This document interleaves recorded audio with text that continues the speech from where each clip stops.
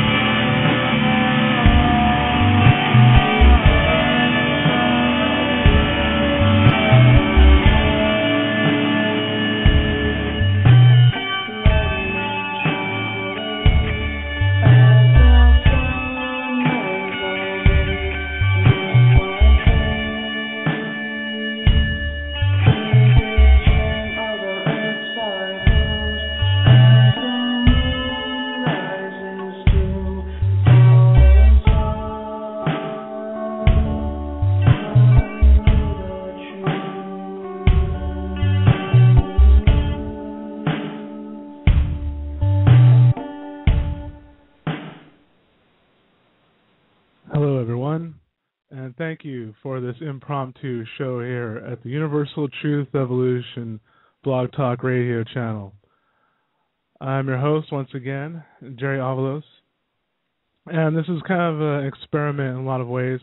I'm actually using my Skype this time, so hopefully that'll solve some of the volume issues I've been having, just coming through clearly. And that's also an experiment as well as upping the maturity rating on this show in particular for a couple of reasons. One, we know we are talking to a more mature audience anyways, and then two, to be honest with everyone, I'm just in a mood where I really just don't give a fuck what I say. So I appreciate that word and motherfucker. So you might hear me say that a few times as well as some other colorful expressions because you know what? I think we are all evolved human beings enough here to know that bad words are a fallacy. So, that being said, I'm going to have a partner in crime today, and we'll go ahead and bring him on right now, which I believe I have him online here, which is none other than Ben Murphy. So thank you, everyone, for tuning in to the late-night Ben and Jerry show, which is off the fucking hook, I'm sorry. So what's up, Ben? Hey, Jerry, how you doing, man? Can you hear me okay? Yeah, I can hear you great. Awesome. Great. It's great to be here. Wasn't quite expecting this, but here I am. yeah. I don't know. I wanted to test out the Skype connection because I know my my phone just really sucks. And I have more audio equipment here anyways, and I figured, you know what? I just got done seeing the Project Camelot video, or the Project Avalon video. I'm sorry. And there's a lot of stuff there that's worth talking about, which I'm sure you saw the video too, correct? I've actually watched that a few times. I've actually watched the video about 3 times, and I've also listened to the audio all day today at work. So I was really trying to feel out the character there that Bill's interviewing. That's awesome. That's why you're here, man. So, I don't know. Is there because this is what's cool about this, because especially considering what you and I just got done talking about on Project Information Generation about nukes and stuff like that. So it's all just like perfectly timed, divinely timed, someone might say. And And I know your insight in particular on how all this stuff is playing out in the international sense is going to be very intriguing tonight, I'm sure. Definitely. I think we got a lot of ground to cover. Yeah. Just so for the archives in particular, because I know probably most people here tonight probably are fairly familiar with us. Just maybe a little bit about yourself and in particular your international perspective that you have from your experiences. My international experience. Well, for anybody who doesn't know anything about me, most people can find out most of the stuff about me as what would be considered as a whistleblower, I guess, would be the Heather material and the Heather documentation. But I've spent an enormous amount of time in Hong Kong, mainland China as well, Thailand, Laos, Burma, you name it. Most of Southeast Asia I've pretty much covered.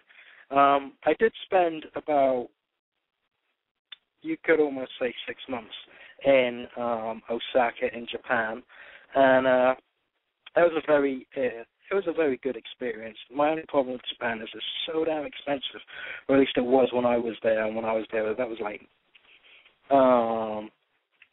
mid-90s. But great experiences overall. I used to fight in Thailand. I was a Muay Thai kickboxer. I was a Northern champion for a number of years, and I was actually retired as a spinster champion. So, it's I know a lot of people in the area, especially around China.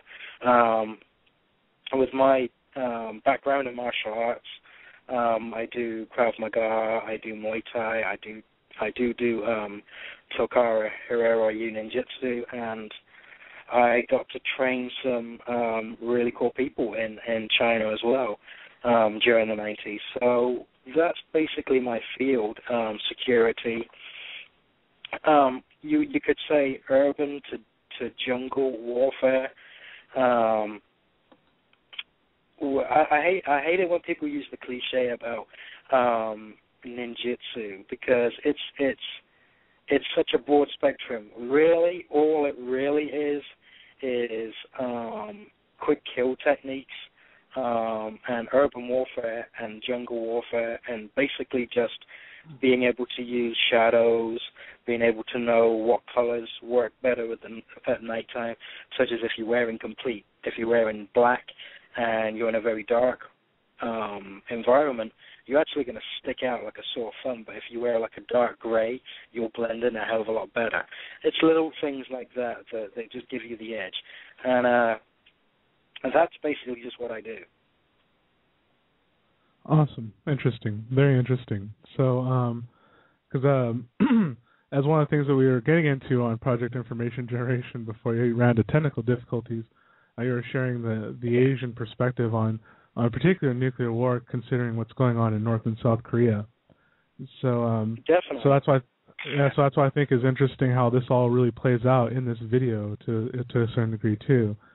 And then I think it really helps all of us to get an idea, because obviously this guy, just by his own admission, says you shouldn't trust him. So we have to assume that there's going to be some contradictions, disinfo amongst there, and all this other stuff. So Anna, where would you want to start on this? Okay, let's start on this character, Charlie. Now, I'm very, very worried about this character. I'm very worried that he's actually going to do what he said he was going to do. Now, see, this is the problem. This is the contradiction here that has me very worried. He says that, on the one hand, if he says to somebody, I'm going to get this done, he will do it. Now, he's told the 33, whoever they are, whatever they are, that he was going to get rid of Bill Ryan. He said he was going to do it. He said, Bill Ryan's a problem. His job was to get rid of him. Now, on the one hand, if you remember what he said to Bill Ryan, he said that if he says he's going to do something, he'll do something. He's like, you trust me. He's like, other people, he said that he's been working on other people for other things when he's done other people favors. Mm-hmm. So he might still be getting rid of Bill Ryan for somebody else. My problem with the whole scenario is that he also said that they can trust him with one hand, but on the other hand, he actually admitted that he was very devious. Mm-hmm. Now, my problem is I've met guys like this before. Now, we've all been in the boozer, the local boozer in London, and we have met a lot of guys like this. The Cockney wide boy, as somebody put it way better than I ever could. But they called him a Cockney wide boy, and that's exactly how he sounds. Now, in the Project Avalon forum, I actually posted a link to a guy that I used to know called Kenny Broad, and Kenny Broad wanted to recruit me because of my little special abilities, as in, I was a very physical guy, and he wanted me to be basically like one of his enforcers, because he had a lot of people on his little payroll, and he came up to me, and at the time I was working security in the casino, and he had a little tickle coming up, which means he was going to be doing something rather illegal, and he knew that I could keep my mouth shut on whether I was interested. I said no. Only a few years ago, or I think it was about 2 years ago, I just did a name check on Kenny Broad, and it turns out that he's now in prison. He took millions off people and lived a playboy lifestyle, but he got busted and he was actually going down for it. Now, his mannerisms are very similar to this Charlie's character, because he's playing the role of a confidence man. Now, he was what the police actually said about this guy was he was everything to everybody. Now, a guy that there are two types of guys in that situation. There are criminals that can think fast, and they can talk fast, and they're good on their feet, and then there are undercover cops that can do the same. There's only two types, the criminals and the good guys, just about. And the good guys usually end up getting so involved in it that they become the bad guys without no fault of their own. Now, with the Charlie character, he actually said to Bill Ryan, he said what he was going to do was he was going to befriend Bill Ryan, which he has. He said he was going to disinfo Bill Ryan, which he might have just done, and he said he was going to ruin Bill's reputation, which might be what he's in the process of doing. He might be following the 33, if you want to call it the Illuminati's agenda of telling you everything they're going to do, and then just, at the moment, Bill's in the spider's web, I believe, and he doesn't actually realize how serious this situation is for him. At any time, this guy could just get bored with Bill and turn around and say, okay, well, I'm going to do what I was originally going to do because you bore me now. That's the kind of sociopathic attitude that this guy doesn't have. And the problem is he doesn't care. He says he's terminal. He says he doesn't care what happens to us. He obviously doesn't care what happens to him. What does he care? If he goes to prison, I'm sure he can get out if he does have the pull that he says he does, and if he is the person he says he is. So I think it's a very scary time for Bill Ryan. But I've also got to say on the flip side of that, I am wondering why a group like the 33, okay, if they are all-seeing and all-knowing, would recruit a guy that used to be a soccer hooligan, used to go to a bar store, a person that's basically uncontrollable, loudmouth, cocky, arrogant, nasty, subhuman piece of scum that he presents himself to be. Now, maybe that's a facade so that people do underestimate him. Well, you don't have to be polite, Ben. This is a late-night show. Oh, this is I don't want to say too much nasty about him, just in case he is. If he says he is, my bank account wiped out, but I'm not too worried about that. But but I'm just saying, if he is who he says he is, then I'm just wondering why they would recruit such a guy. It doesn't. I don't see it. I don't get why they would take on a responsibility of that magnitude.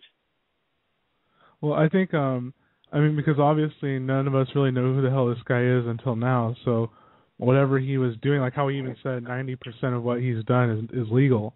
So it leads me to believe that he's not a muscle guy. So he's probably doing some, kind of like maybe what some military operations would do on psyops, but he's just doing it for private people. You know what I mean? And that's kind of what I was kind of picking up from him. But yeah, that's the thing. Yeah. He is That's what obviously. it must be. Yeah, he obviously is because he admits it himself, and then you're right, because in a sense, no matter what, that's why he probably did it, was because no matter what, him doing that is doing what he said he was going to do. That's probably why it was allowed, and how he said when Bill said, well, why don't we do this, then he was like, yeah, let's do it, because he's still playing by those rules, and he does openly admit it, and so it is more Illuminati stuff. And one of the reasons maybe I would speculate as to why now and this guy and all this other stuff is Aaron just got done with his show where he talked about the 8 people who are supposedly in charge of everything, and this guy's talking about 33 people. So I'm assuming that all these there's a numerological war going on here, and so I'm assuming that's probably why everyone's making these kind of bold, calculated moves, all the while being like, oh, we can't lose, because obviously, even just kind of let's put it in practical competitive nature or terms of playing a basketball game or something like that. You're not going to be on your team and say, oh, we're going to lose for sure, guys. It's no, they're not going to do that. They're going to insist that they're going to win. That's what they're going to do, Yeah, definitely. I agree with that totally. One of the things that I felt that stuck out about this guy was his the statement he made, which was rather a cocky one about the SAS, about how they wouldn't have a chance against him because they're physical and they're playing a totally different game than he is. So I think you're very right in that fact that he's not a remote viewer. I would say he's more of a remote influencer, like a remote action sort of person. To actually make something happen. Now, there was a remote viewer that I can't remember whose book it was.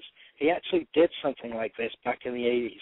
And what they did was the government actually took him and said, we want you to take out Saddam Hussein. And he said, there's no way I'm going to kill a man. But he did make him sick for a period of time. Mm-hmm. Now, by making Saddam sick and taking him out of power, which happened, Saddam was sick for a short period of time, enough time for the U.S. government to happen what they wanted to happen. While that happened, the actual remote viewer was actually got sick himself. Yeah. And I find it's very interesting. It might be along the same sort of lines. Might not be exactly the same, but I believe that's the kind of psychological aspect that he's working with. Yeah, I agree with that. And, I was just saying, I think you're on the money there too, just because of some of the implying that was going on, especially in the beginning. It seemed like he was talking more than just I'm just making sure this guy gets his coke or his horror or just whatever. I think it was more, remote, or that was that plus remote influencing. Saying go to this coke dealer, go to that whore. You know what I mean? And and stuff like that. And then just knowing what I know about those kind of interdimensional workings, it's if you have an attitude like his, you're gonna reap some weird ass karma, man. So and I mean that not as in oh, that's bad. It's just there's going to be repercussions, action that's going to put him at odds with this dimension not being balanced. And so that's kind of what I saw there, just from energetic point of view. And it's obviously there was a lot of psychic breaking and entering, a lot of manipulation, and how the movie Inception. It sounded like this guy was very much like that. I would agree with that totally. One of the things I noticed, and it kind of disappointed me about the Bill Ryan has actually said that he's left all the comments on YouTube, and he's allowing all the comments on Avalon because he wants everybody to have a free crack of the whip at this. So as this is ours, we're going to make damn sure we do the best we can. But what I wanted to say was, I noticed that Bill gave this guy an enormous amount of power. As in, Bill, I understand that there's a friendship here based on mutual trust, as Bill says. Mutual respect. Let's not put words into his mouth. Mutual respect. We don't actually know if Bill does trust all of the information that he's been given. He might just be doing the professional journalism thing and passing just information along, because Bill's a very complex man. Now, the thing that I have here is, the guy was talking about the game of golf, and then Bill talked about the game of chess, and then Bill automatically assumed that the guy would actually beat him at chess, and then beat him at a game of pool. I think that's giving this guy way too much power.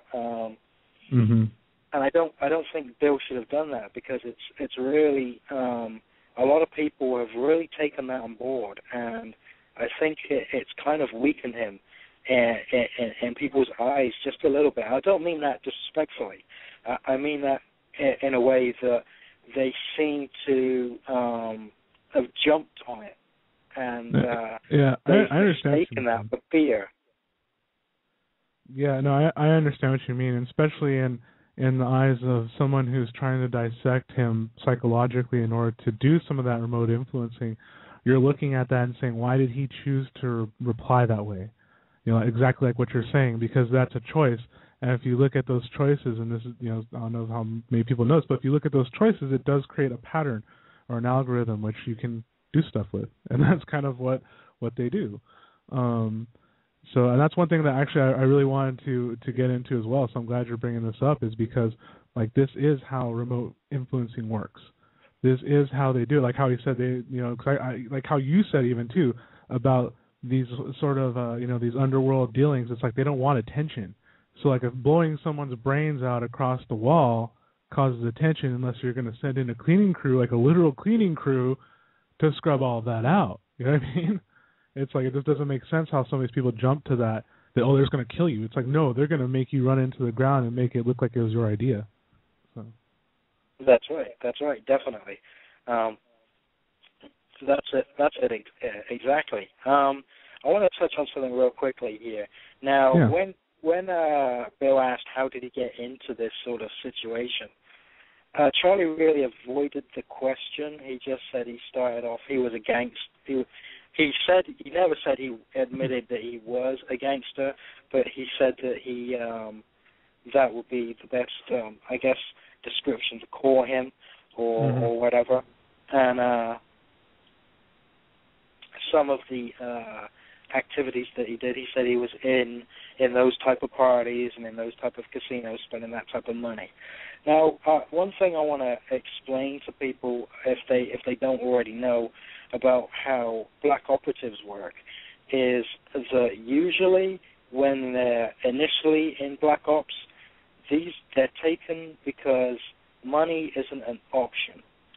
Money isn't a motivator, because if money's a motivator, obviously they can be coerced and they can be bought and sold to other sides.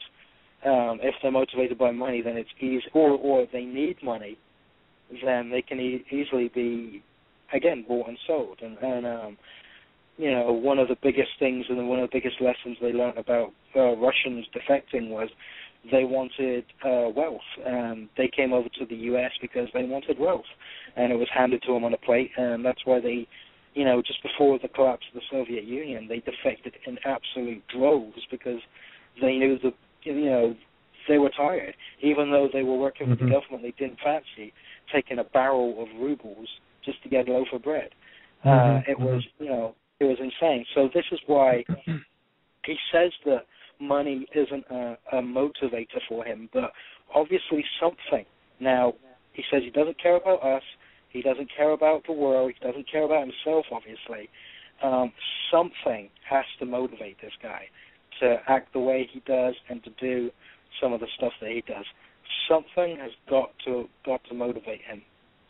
Well, the interesting thing you say about that, because what I got from him, which I think is why everyone kind of looks at him and says like, oh, bullshit, or fuck this guy, or just whatever the hell they're saying about his story, is because I think when he laughed at the concept of his actions being pure, he gave himself away to certain people, because that's why I think in a sense they're even looking at him going like, what do we make of this? because I think he realizes what his role is on this planet now that it's ending, and he's just like, yeah, I kick people in the nuts, like he said. He fucks people up. And so he's just like, I'm just doing what I'm supposed to do because I'm going to fucking die anyways. I'm just going to do what I want to do. It sounds like to me. So it makes him dangerous, absolutely. Exactly. But see, that is what makes them dangerous. But the thing is, they're also dangerous. They're like the top guys. They're you know, if they don't like it, they'll take you out, and that's it. This is a thing. They do this to people all the time. If you're not in with them, you're done, and that's it. And I don't understand, because there's a lot of contradictions here. Bill usually has a story laid out. Now, I know that he's away, and tomorrow he's supposed to be putting this down into information that we can compartmentalize, so to speak. But I think the problem that we have here is, I don't know if you saw the information about this guy. He actually fled, ran away to Nigeria, and he was on the run. He felt that he was going to be stabbed in the back and people were going to do this and that to him. And then he finally came back after a certain truce was... I didn't think there's any negotiating with these type of people, the 33. And if this guy does what he wants, why would he need to negotiate them, you know? Well, I think it's interesting because of the end in particular. I think that might give us, the end of the interview might give us more insight into that, because when Bill started talking about the space stuff and then how he wouldn't go on record about Gary McKinnon, because I think, you know, and that's the thing, because like how, and this guy's talking about being effective at remote influencing, which means, you know, this is one of the things that I think people here especially need to hear, is that just because, like, you can be like sort of spiritually in tuned in a sense and not necessarily be good. So I think he's aware. I think he's more aware than I think people realize. That's kind of what I got from him, because, like, honestly, like, kind of like when I was watching that and sort of just like empathizing with this man as another human being, I'm just like, yeah, this guy is very aware, and I can see why. Yeah, I'm sure they've been contemplating, let's take him out. But as we've been saying, is that he might still be doing his job. So it's kind of like, that's one of those things. I think that's why he like how he said, he finagled this whole situation one way or another. And even, let's say that is his mission and always was his mission, he would have to make that story convincing by making it true. You know what I mean? And I'm sure he'd agree with this. And like I said, you can glean this from anyone, like if someone, you know, like I said, if you go back to that point when he's like, yeah, I needed this to be pure, because in a sense, like that's part of how you sort of apply those hyperdimensional forces or those subtle forces, is through a sense of purity, and that's not good. It's just a stable loop onto itself, and that kind of creates an algorithm and a certain vibration. And so it's like, it was a big teller about what his true intentions really were. So, and even if he's lying about that, it's still, he's lying about that subject. You know what I mean? So it just gives away knowledge. Definitely.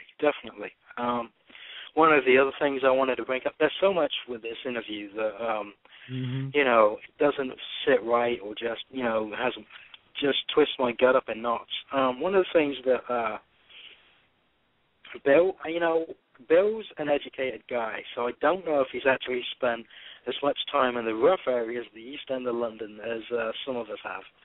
And the thing about the body language, being a good psychologist, knowing people's body language and being able to control it and control other people through the body language, as Bill seemed to think that Charles was doing. Again, this goes back to the criminal aspect. If you're one of these guys, even if you're a bouncer, it's all about how you present yourself, how you come across. You control the other people, and they don't control you.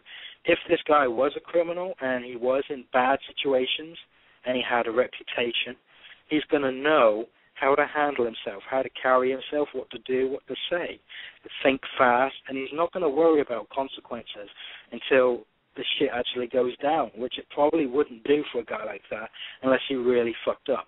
And I just think that that's one of the things that people are also forgetting. This guy, if he is a confidence man, then he's a master of this kind of behavioral treatment, because that's what he's very, very good at. He's good at gaining people's confidence. He's good at directing the discussion. He's good at directing people. I think that's exactly where he's coming from on this. Mhm. Yeah, I couldn't agree more.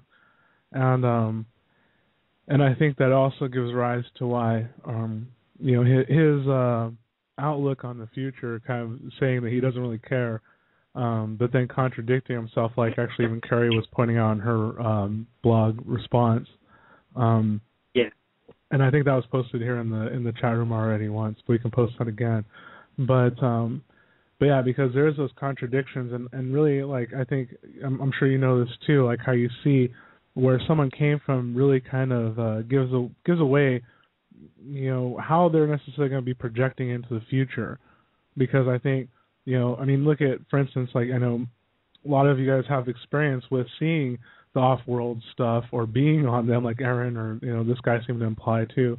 So you see people at that level of tech or that level of control, and you're like, how the hell is this blog talk thing going to make a difference? Well, apparently it's doing something because they paid attention to Bill. And then I thought it was interesting, and this is a funny thing I think this audience would love to hear, is because he made a reference to painting a white line across your face and doing a rain dance and talking about the energies of 2012. And it's funny because there's someone who's fairly close to the Project Camelot, group and everyone here who happens to do that. You know what I mean? Yes. Which is Jeremiah and Project Information Generation. So that's why I always kind of find it funny when they're like, "Oh, they don't really care." It's like, well, then why are you watching? Or, I mean, if it's entertainment to you, then great. I'm glad we're entertaining, because all this is a show, anyways. But this is one of the things. This is one of the things. You're right, and that's one of the things that I found interesting. That if they don't take it seriously and they don't care, how now one thing I got to bring up here. He said he didn't understand Bill Ryan's relevance until his folder came across his desk. Now, one thing I object to, and I'm really objecting to here, I don't know if they were talking about the hazard material or anything like that, but when he alluded to the fact that somebody else was trying to split up Camelot and it didn't work and made life difficult between Kerry and Bill, because if he's talking about me, then that's a fucking lie, and I'll say, Charles, you're a liar, and I'll drag you out and kick the shit out of you and prove to everybody you're a liar, and that's the kind of person I am. So, Dude, you got those mean guns, dude. I don't want to mess with those. Well, honestly, see, that's the thing. If he's talking about that's the only thing I can think he's talking about. And Bill, Bill was actually compartmentalized in that frame of mind. He doesn't seem to be buckling, or he seems to be completely unwavered about that. And he thinks he understands everything in that situation, and he actually doesn't. Aaron knows a hell of a lot more, 1,000 times more than Bill does about that whole scenario. So it's, and so does Carrie, I believe. So, it is what it is. I think if he was using that as a tool to work his way in, it's a very bad one, because, everybody knows me, knows that I am what I am. I don't care about what other people say about me.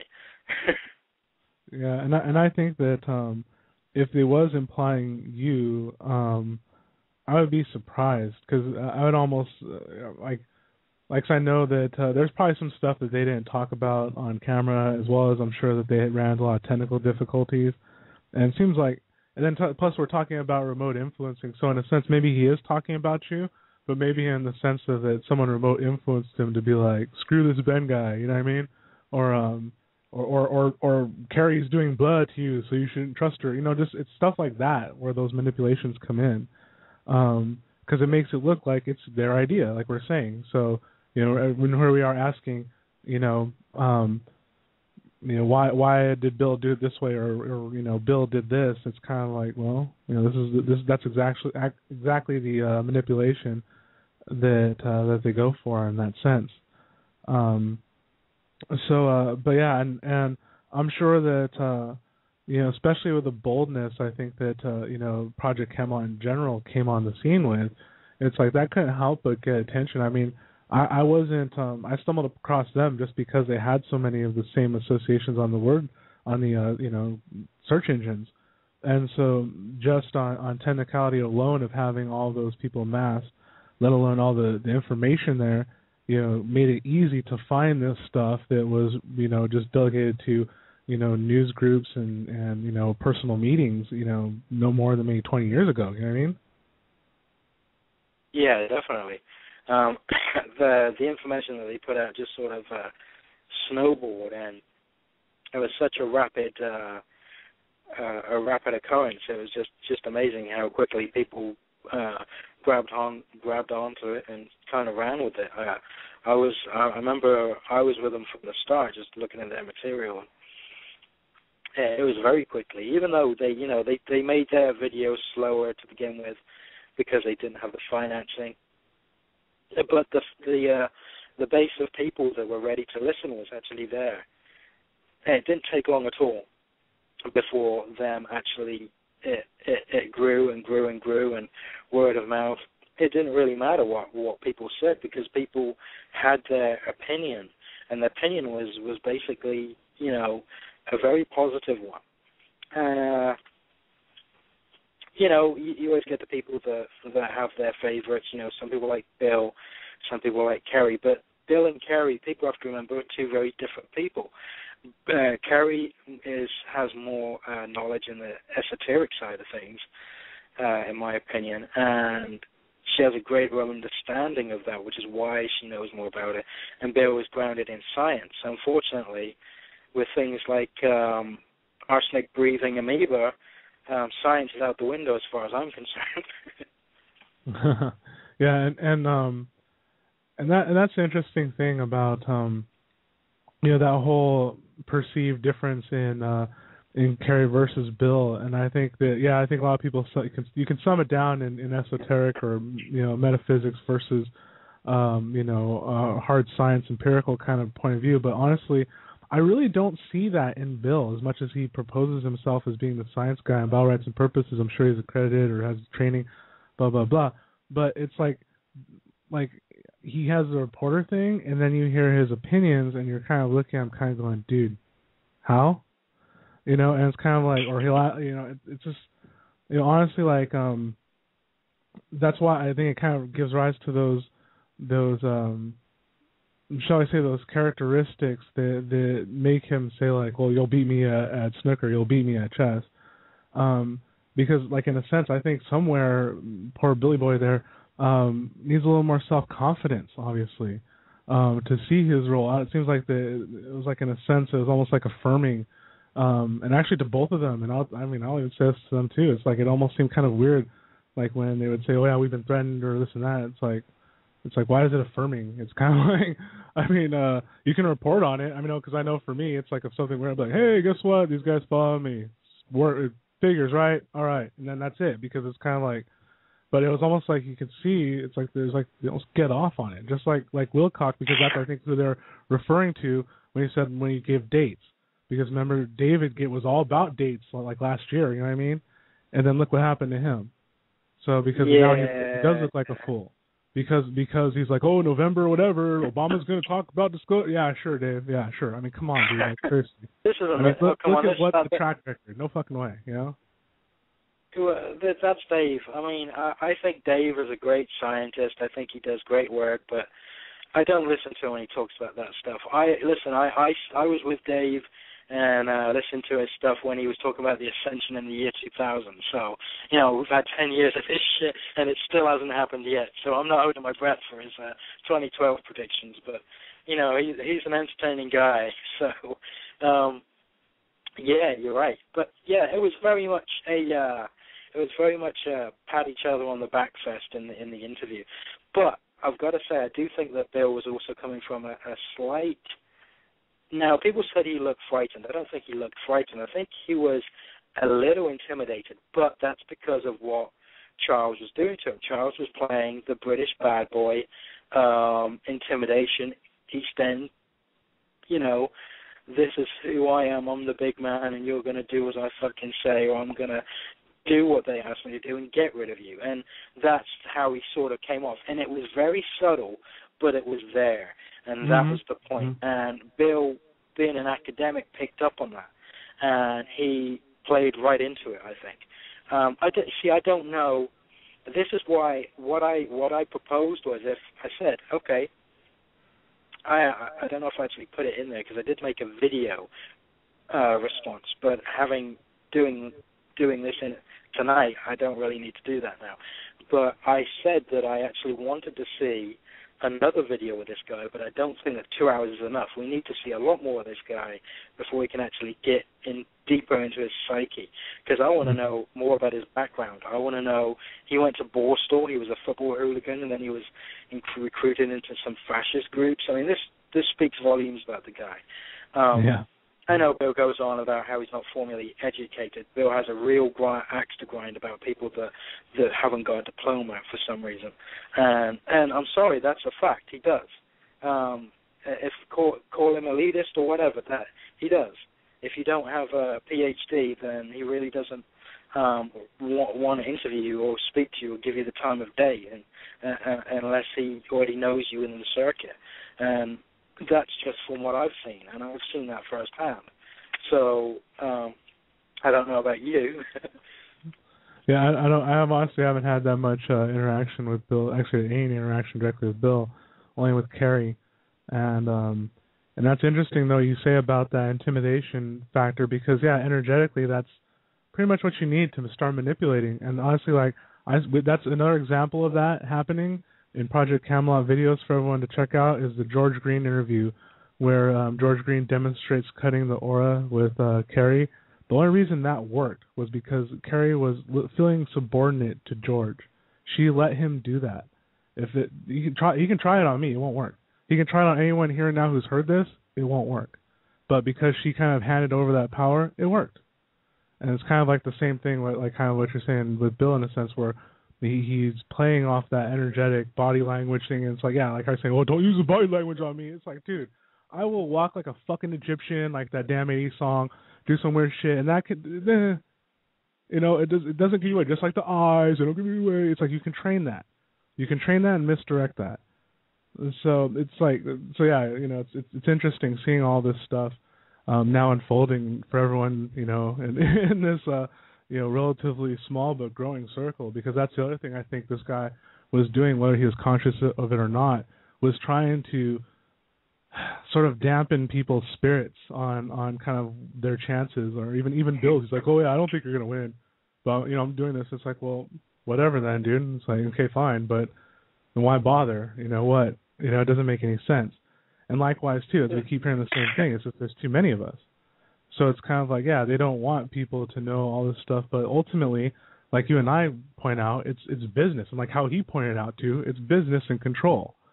So it's kind of like if enough people get become aware of this, we're just going to start demanding things, and if they're in the position to supply them, well, it's good business to supply us with the things we want. That's why we're seeing more hydrogen vehicles, more electric vehicles, all this stuff is going to keep happening. Because they want to maintain the control. The way they're going to do that is by making people a little happier, a little bit at a time. Oh, absolutely. I think also one of the things that pointed out one of his character flaws was when he was talking to Bill about money and the acquisition of wealth, and the fact that, if you become wealthy, then you have to become a nasty person to hold on to that. And he actually, I believe he said, it's what he believes, but it's a fact. I found that amazingly arrogant for him to say that it's what he believes, but it's also a fact. Because people are different. I know people that have had money. I know people that have had two guys, actually the Pepperos. I don't know, I'm not supposed to do that. Well, I don't care. I said their name anyway. But these would come to the casino, and they were millionaires, and they were the nicest people you could ever meet. They gave their money to people if they needed to. They were just they always had money, but they were never condescending with it. They, in the end, before, I believe the husband died, he gave 90% of his wealth to charity, and that's because he knew he was on his way out. But he enjoyed his money, enjoyed people. He was a very friendly guy. He was a genuinely friendly guy. Didn't have any. The money wasn't ties or anything. They always had it because I believe their parents worked hard, and they just, it depends on the person. You don't have to be a nasty person to actually have money and keep it. I agree that sometimes, yes, you'll be jaded by people because they can. You've got to keep your guards up. Are they friends with you because they want to get close to your money? In some regards, yes, and some people, yes, and some people, no. But it's it's such a he made such a sweeping statement, and he made it seem like he knew everything about the human condition, and really. I think he has to look in the mirror before he starts making generalizations like that. Yeah, I can't agree more with that because I'm unless he's talking about that 5% or 0.3% super high up who come from all this ancient bullshit, maybe, but in terms of kind of like effective money, I don't think so. You know what I mean? Because I think. The numbers just don't support that concept. It just doesn't. So, I hear you on that for sure, and that's why I think like his assessment of the future and what it really means about this alignment, I think really obviously should be kind of taken with a heavy grain of salt, no matter who showed him what. I mean, because as I'm sure you've ran into the materialist reductionist scientist who would say that, the solar flares are going to kill us and there's nothing we can fucking do about it. You know what I mean? And it's like they'll be adamant about that. Or, we're going to run out of water. We're all fucking dead. It's like, they're going to say this because they're living in a paradigm of finality and fear. So meanwhile, in the collective reality, notice how many doomsdays we've fucking lived through. I agree. One of the reasons why I wanted to do the show last week with Pig Radio, because quite frankly, I'd had enough. I know I texted you, I spoke to Aaron. I'd had enough. I had enough of it. They're talking about nuclear war. You know what? If everybody, and I'm sorry, I love some of the people at Avalon. Okay, I do. The Avalonians are great people. But if they had their way, okay, we'd all have SARS by now with a giant solar flare coming towards us while we're being nuked by Korea, China, probably Japan. But that won't matter because the huge tidal wave is going to come over and hit us. But that's not going to reach us yet because the poles are going to shift and we'll be swallowed up by a giant fucking earthquake. It's insane. In the midst of this, the military are now enslaving us, putting us into FEMA camps while they're staging an alien invasion to kill us all. It's insane. It's insane. It really is. Yeah, that sounds like an awesome video game, though. It does, doesn't it? Yeah, actually, on that subject, it sounds better than co-op. Yeah, and it's funny because on that subject, actually, because I brought up this concept on the show before about the Deus Ex Machina, or Deus Ex, just short, about kind of the contrived plot changer in a sense, and there actually is a video game called Deus Ex that pretty much details out. Yeah, if you're into first-person shooters, I highly recommend checking it out. You don't need a fast computer for it because it's old. But if you play this game, it's literally like studying at the same time because it talks all about the Illuminati lore and projects that happened and stuff that's still going on.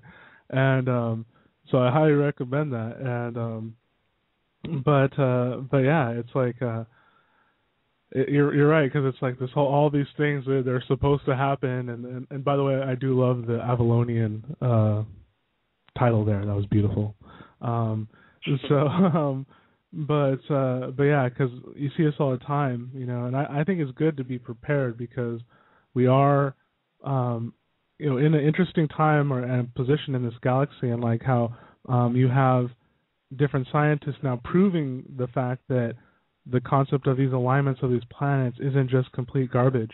It's actually is tangible, hard science, and which calls into the fact that things like astrology aren't metaphysical, fluffy bullshit, but actually an ancient understanding of torsion fields and torsion physics.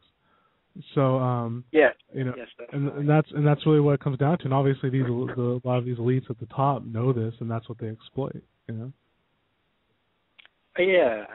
One of the other things that Charles said was, I think one of the truest things that he actually said was, we don't know what's going to happen in the future, even though he did go on to predict, make the numerous predictions that he did, or say what was going to happen.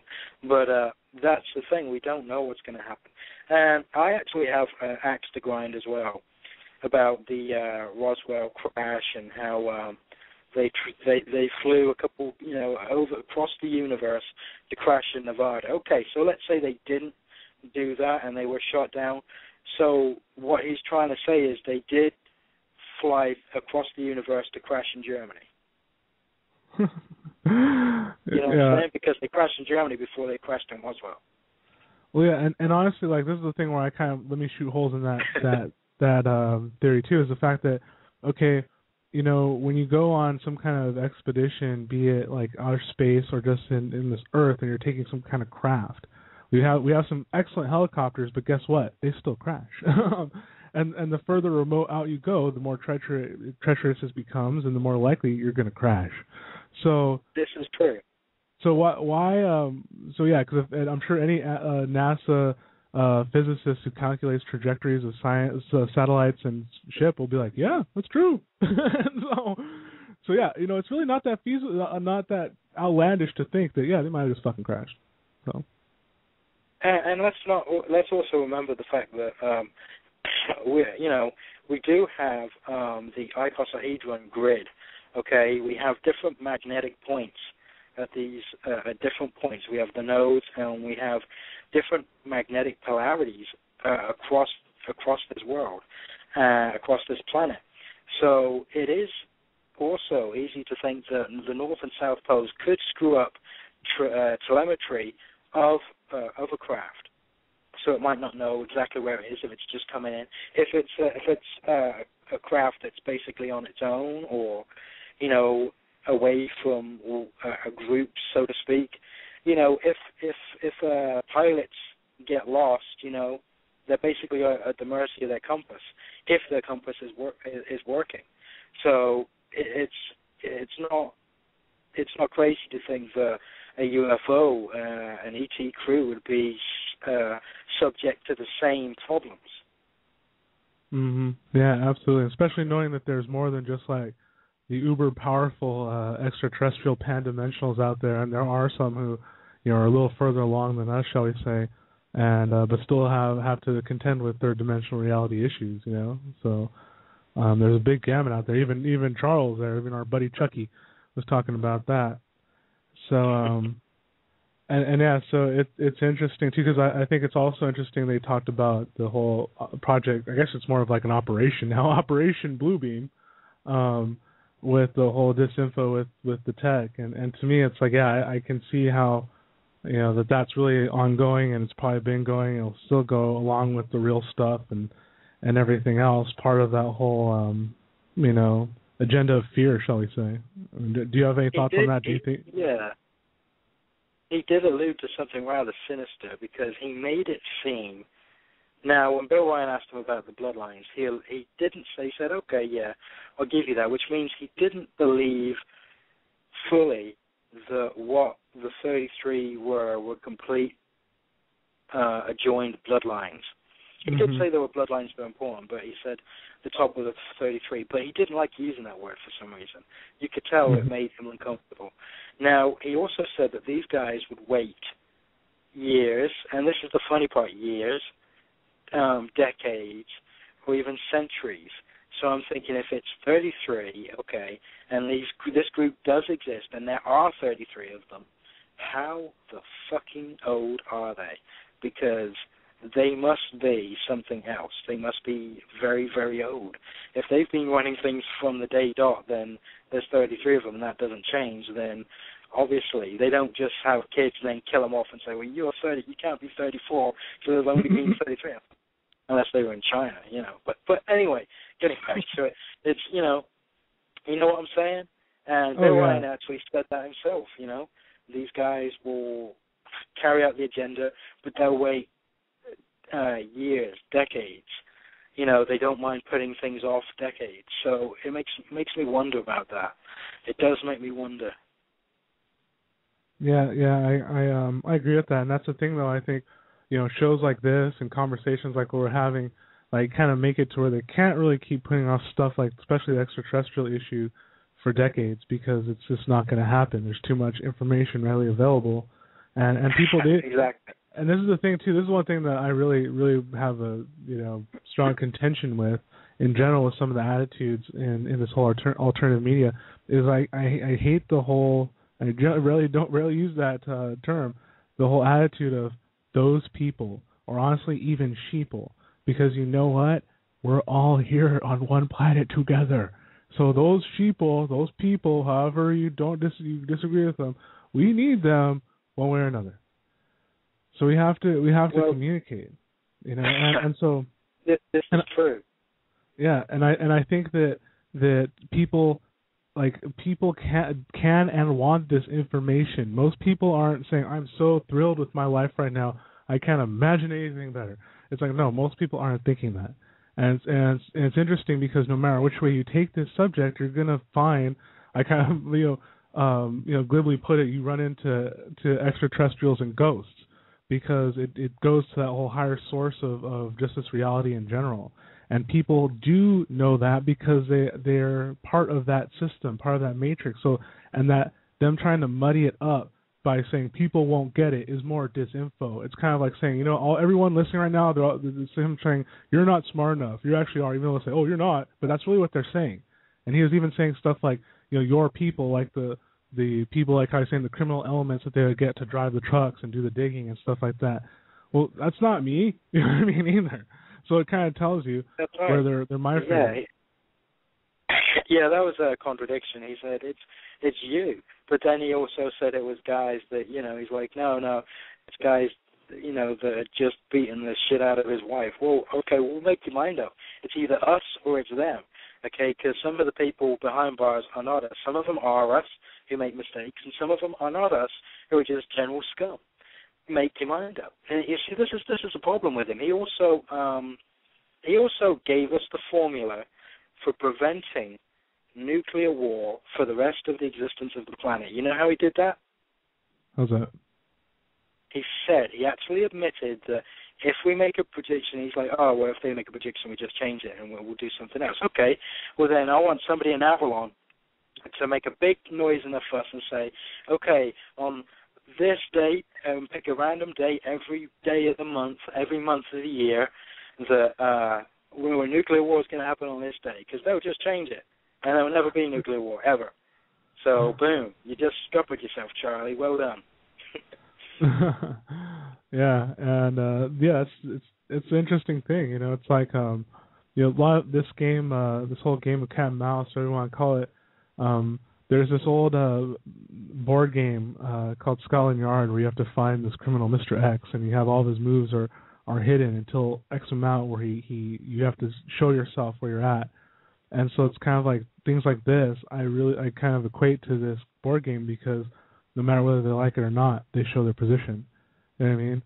And because no matter what, it gives away the move. I mean, because that's one thing how people even talked about Dan Burrish a lot of the same ways people are talking about Charles here, and because he's saying, well, if he was one of them and now it's been allowed, then all this other stuff, and it's like, well, either way, it's kind of like things came to the point where it was like everyone is becoming aware of this story anyways, and it's like no one has assaulted any of the freaking Edwards Air Force bases with torches and pitchforks yet. You know what I mean? So yeah, I think people are ready, and people will handle it, and it will rectify itself. I think some people might flip when they hear some of this shit, but honestly, it's not going to be that many, because most of us are like, we want more anyways, and that's kind of what they're saying. They're like, oh, well, we're greedy, power-hungry bastards. It's like, well, you know what? We don't even mind you doing that as long as you don't be like so much that all of us can't live anywhere or we can't fucking eat, because some of us actually enjoy some of the menial things that they do. and some of us don't. But it's like either way, and then you open up the door to other possibilities with like free energy, off-world travel for that matter, or interdimensional communications. I mean, you open up all these different avenues of just creation and possibility of gain for everyone. You know what I mean? So that's one thing that, like, it just, you know, it's like I don't think people notice that or realize that either, in terms of like why it's not in the interest to try to blow everything up, because one way or another, it's more about squeezing the last dime out, I think, at this point, than it is really kind of like, you know, truly inhibiting everything, because as we said, just too much is coming out. I agree with that totally. One of the other things that he said was, you know, I find it interesting saying that, okay, well, of course there won't be a nuclear war because it costs too much money.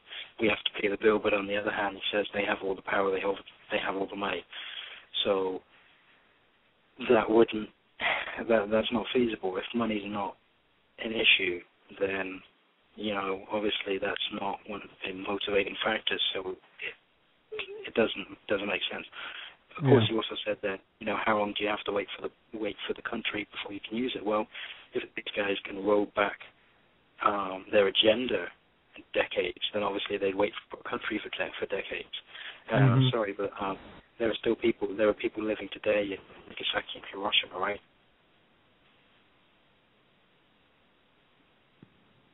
Yeah. Hello? Interesting. Yeah, hello, Ben? Hello? Oh, sorry. Oh, yes. Sorry, I kind of lost you there at the end. So, if you don't mind, actually, I kind of didn't hear what you just last said there. Gotcha. Oh, yeah, I was just saying there's still people living in Nagasaki and Hiroshima, so obviously they don't have to, you know, waiting for the country to heal wouldn't take as long as he's probably suggesting. Mm-hmm. Yeah, it's true. So we're actually at the top of our hour here, so maybe we'll just go ahead and do the traditional break. And then we actually have a couple of callers, one who's been on the line since the beginning and just been waiting patiently. Maybe we can get some of their take on this too. Definitely. All right, cool. So I'm just go ahead and play us one of our favorites here, and we'll be back in about 4 or 5 minutes here. So hang on tight, everyone.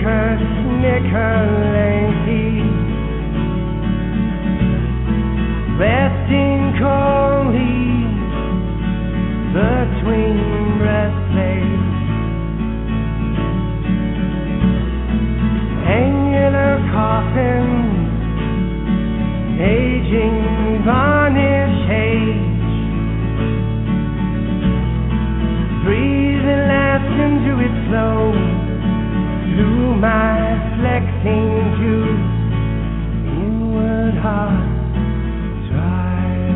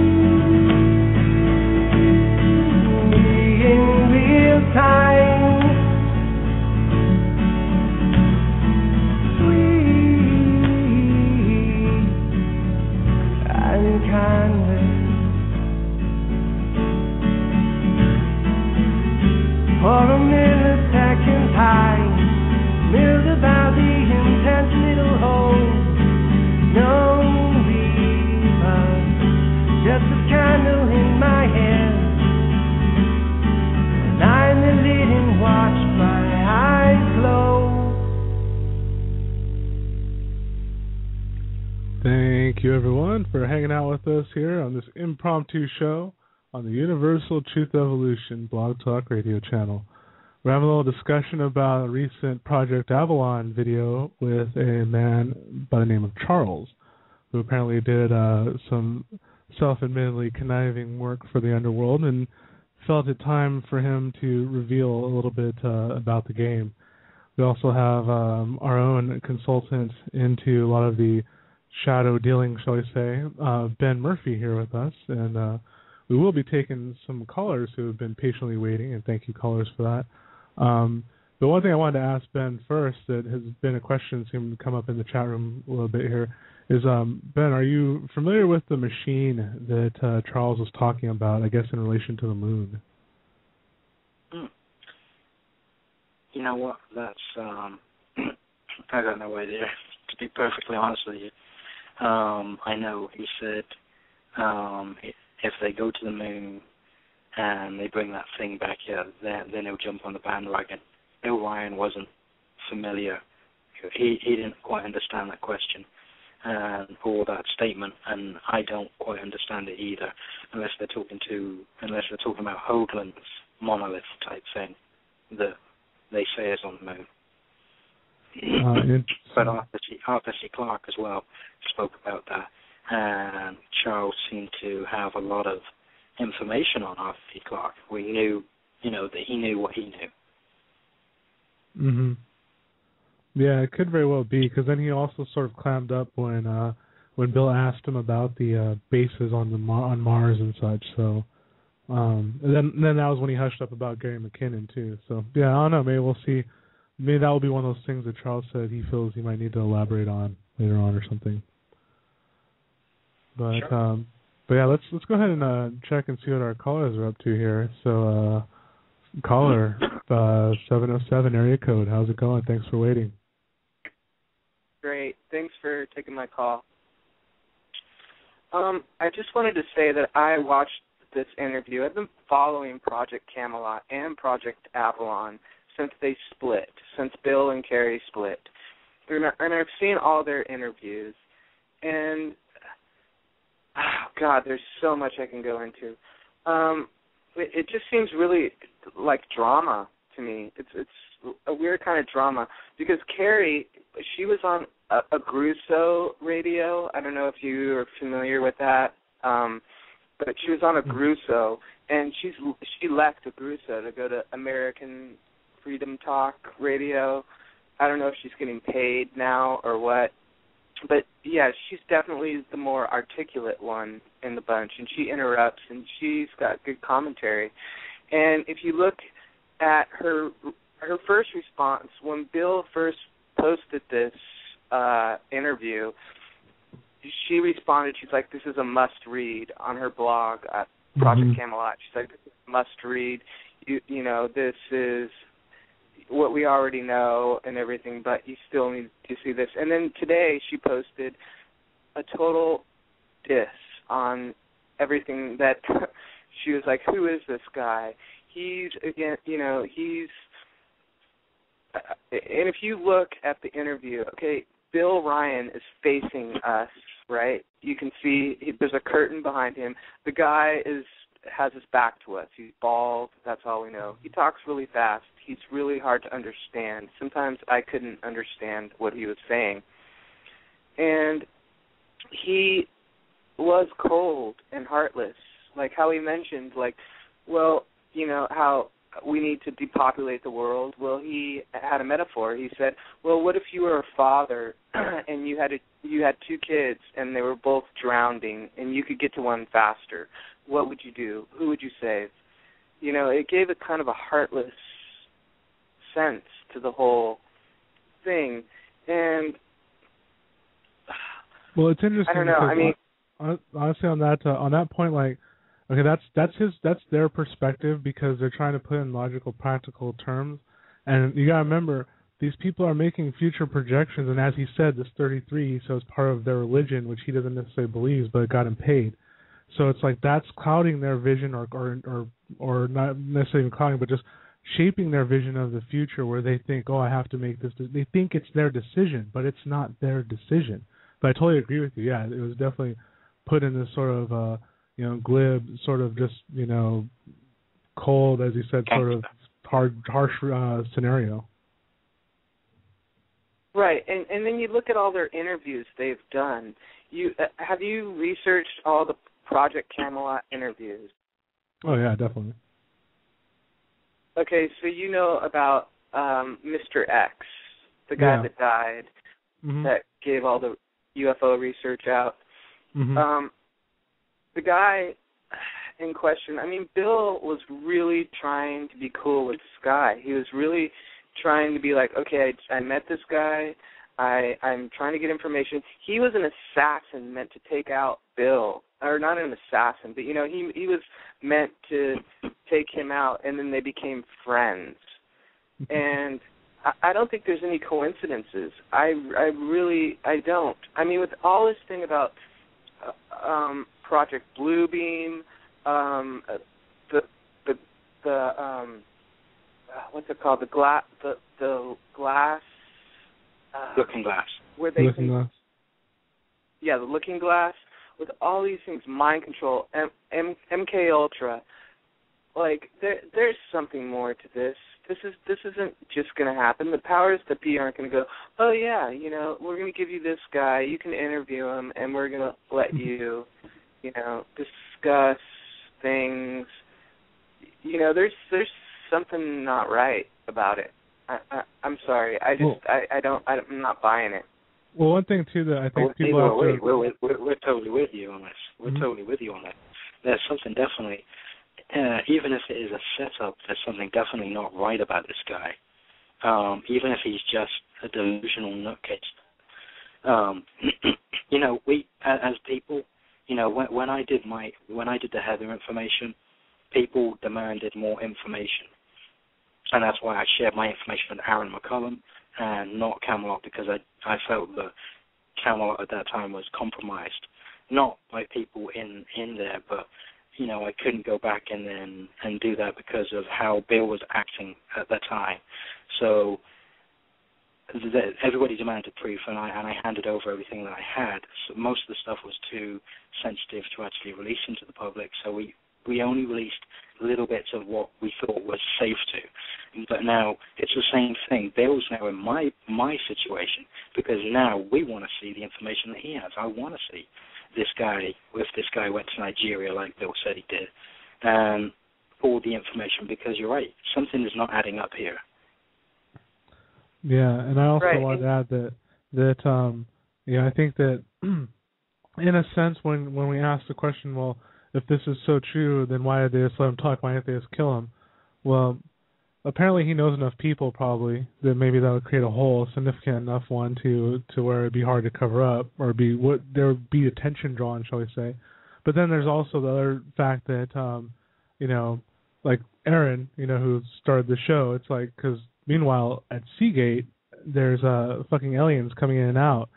So in a sense, this guy talking about his perspective on doing, trying to fuck up Bill at Project Camelot, it's kind of small potatoes. Honestly, because it's like, there's not a whole hell of a lot, really. If everything he said was true, right now we're already doing all we can anyways. So that's one reason why they might let him talk. Something interesting? Oh, sorry. Go ahead. No, you go ahead. Okay. I was going to say, I called Bill Deagle. You know who Bill Deagle is? Yeah. Oh, yeah. Okay, well, I called Bill Deagle about the Gulf of Aden and the Stargate there, and how all the Navy ships are surrounding this 3-mile area of water. And I asked him, I'm like, what do you know about that? And he's like, oh, that's false. That's not true. Like, Bill Deagle, that's he's in the same thing. I think there's a lot of drama in the conspiracy theory movement. You have Alex Jones. You have, come on. This is drama. We still go on about our day. We still live our lives. Yeah, we have an earthquake here and there. We have one in Chile, in Argentina just recently to ring in the new year. But there's still something that, and if you look at, did you go to the Project Camelot forum? There's video responses to Bill's interview, and there's this one guy on there, Thunder something, and he's saying that, wow, that totally changed my belief. I don't want to mess with the powers that be anymore because, basically there's nothing I can do. And all the research into Egypt and into, what the pyramids are, where they came from, why the Nile migrated 8 miles from Giza, there's so much that they're looking at that they've already done. And here is this one interview that is just completely left field. Well, yeah, you're right, because that's why we're all in agreement here that there's obviously a dual agenda here, and I would say that a lot of it's, whether it be conscious or unconscious, I would wager that half of it's from his programming and half of it's from his conscious intention. But he's going to carry that sort of fear funk, shall we say, because having witnessed these guys' plans firsthand. I mean, in a sense, like I know Aaron knows how it is. I'm sure Ben knows how it looks. But if you're not conscious of it, it's like you can come off looking very doomsday. I know Bill Deagle, like in a lot of ways, he comes off very doomsday a lot of times, and in a way he's actually his son posted on Above Top Secret about him, and he's saying it's like he's genuine, but he's also been heavily traumatized and programmed. So it doesn't mean he's right about everything, because he still has those channels of kind of whoa, hey, So we have to take that into consideration. Right, and if you look at all these conspiracy theory sites, they have a lot of survival ads. Like they're all about invest in gold, get your Berkey water filter. It's all geared towards that. It's like MUFON. If disclosure happened, what would happen to MUFON? It's kind of like this whole thing that's just, it perpetuates. It's like the snake eating the tail. It's so obvious. Well, yeah, and we have to, and that's where it's up to people like us to kind of change that into something. Because, for instance, what happens to MUFON? Well, in my eyes, logistically, they turn into an archival system or a historical society, because that's essentially what they've been doing. So it's just really the functions will change. Just like how I maintain that the system isn't necessarily broken. It's the fact that there's certain people who are squeezing it for their benefit. You know what I mean? So things like anarchy isn't the freaking answer. You know what I mean? I got to say something. I also have noticed something about the interview. Going back to the interview, and how I noticed for a long time that Bill Ryan, Aaron stepped down from the UTE because he felt that people were following him, which was true. People were starting to follow him and stand beside him.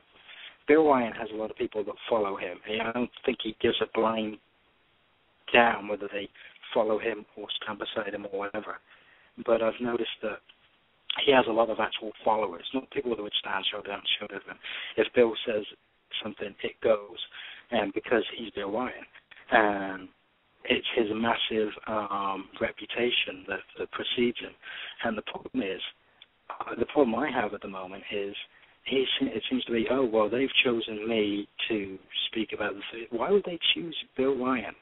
Out of all the people, you even have Stephen Greer with the, we all know the guy has issues, but there's a lot of people out there. Bill Ryan came out and told us no one man knows it all, but yet his one man, which is Charles, seems to know everything and is the mediator. It doesn't make sense. It just doesn't make sense to me. Honestly, it doesn't. It goes against everything that we've investigated and learned up to now. It completely spins everything on its head. Yeah.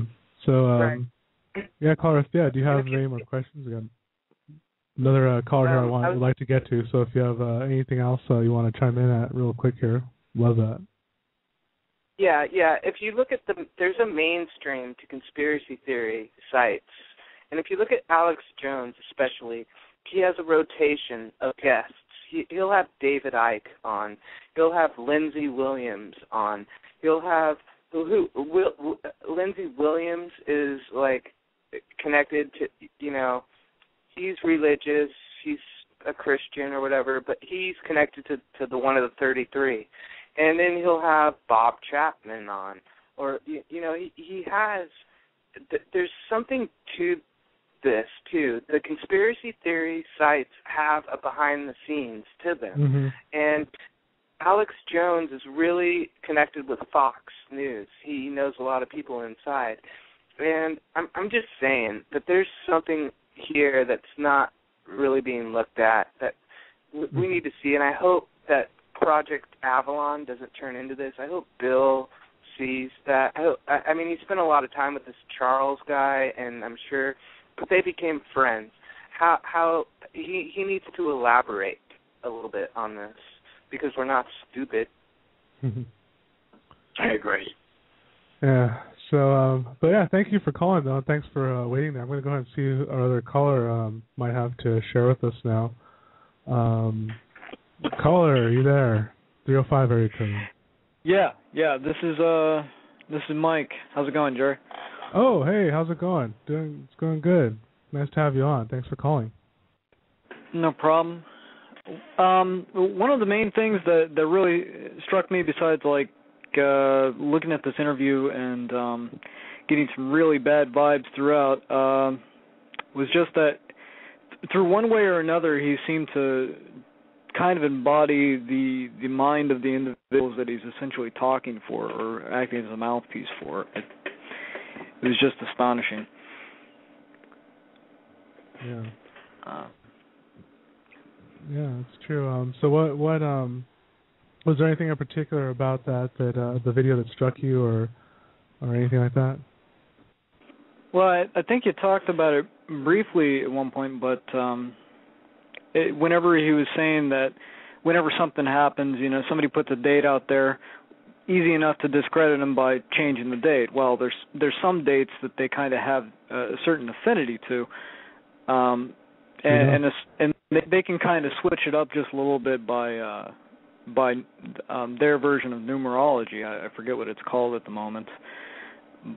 And that gives them a little flexibility. I think we saw this in November. People were talking about the whole Simpsons thing where you have the checkerboard around, this clock and whatnot. I think that actually did happen on the 24th of November, but I'm not sure. I could probably find that. I think I bookmarked it, and I can put it up on the chat room for people to take a look at. Yeah. Yeah, I mean that's really the point, and I try and stay away from dates in order to keep myself from getting discredited as well. But sometimes I'll go ahead and put something out there, and I'll say, okay, this is not for sure going to happen, okay, but I want to warn against it. I want you to be prepared for it, and Aaron does the same thing because he kind of knows the mind. Kind of like I do as well. I mean, we've kind of went through the same training, basic, But that's I haven't been through the same stuff that he was through. I mean, the whole super soldier program and everything is just way beyond me. But I mean, you just being in that environment around those people, you definitely pick it up, and you can tell that you can feel the way that they think and whatnot. So. Yeah, I can definitely say that. I can't qualify all the information. Whenever he's talking about 2012, I mean, that could be a throw-up, but it does show exactly the kind of way they view people looking at the whole 2012 thing, as they're essentially discrediting themselves, and they find that probably hilarious, I would imagine. Oh, yeah, I think a lot of us do, honestly, even in this truth movement, shall I say, of those who kind of think that they're going to be raptured come 2012 or, that stuff. It's like honestly, I find that hilarious myself. So, or some of the correlations with the Mayan calendar that just aren't there. You know what I mean? I find that just, fucking hilarious. So, that's just me. But yeah, I hear you. I definitely hear you. And I like the fact that you made that point that there are dates and times that they fancy, shall we say, that they do tend to manifest things, whether we like it or not. And that's when it's like, yeah, we're just going to flex muscle. What you going to do about it? Don't ask why Building 7 fell down, like I've heard mentioned in the chat room, stuff like that. So So yeah, we know that happens too. So and that's but like as I think it's been pointed out here, how this guy Charles, he's a confidence man, like Ben's saying here, and so that's what he projects. He has that aura about him. So it's like, yeah, he has to know everything. It's part of his energetic front, Yeah. Yeah. I mean, as far as the whole chess thing goes, I mean, he may have an affection for it, but I don't know. I'm pretty good at chess myself. I'd probably pick him. I put it out there. I put it out there in Avalon. I said, hey, get us on an online game of chess. I'll play him. I don't care. I know, right? But I mean, we can kind of work with that whole angle. They say, okay, well, we put out a date there, or we have something going, and we're seeking to discredit you. That's great. If we have our facts straight, even based on your disinformation. I mean, if we can codify it as disinformation, that works in our benefit. But if we actually see something and it pushes back their date to something else, or their agenda, then that's great. I don't care if I've been discredited. I've kind of pushed them back. So then we essentially have a little more breathing room to kind of put forward something else. I don't want to attack, because that's not exactly what we're doing. But as far as like dismantling, I should say. Yeah, and I'm changing it. Tactic. Yeah. Yeah. Yeah, that's pretty much what I wanted to bring to the table here for this thing, the impromptu meeting we have here. Yeah, that's cool. Yeah, thanks for doing that. You definitely brought up some very good points there that I think we all need to discuss in here, because I think that whether everyone realizes it or not, we do have our own biases that will slant us if we're not conscious. And one of the ways it helps is hearing dialogues like this, or having dialogues like this, to help ground us all to this collective reality. So yeah, thank you. And we actually do have another caller. So I don't know, do you have another comment or question or anything like that before we move to another caller? No, that's it. I mean, his attitude in general is kind of like an affront to the psyche, but aside from that, that's pretty much all I got to say. That's cool. Thanks for chiming in. Thanks for making some good points there. No problem. Cheers. Take care. Yeah. All right, let's go ahead and see our next caller here. Caller 404 area code. How's it going? What's on your mind? Hey, this is Robert. How you doing tonight? Doing good, thanks. I just wanted to bring up a question, ask you guys, what are you guys picking up from this 5,000 birds falling from the sky in Beebe, Arkansas, and the 100,000 fish 100 miles away in Ozark, Arkansas, being found dead? Well, let me just say, I was in Fort Lauderdale in 2003.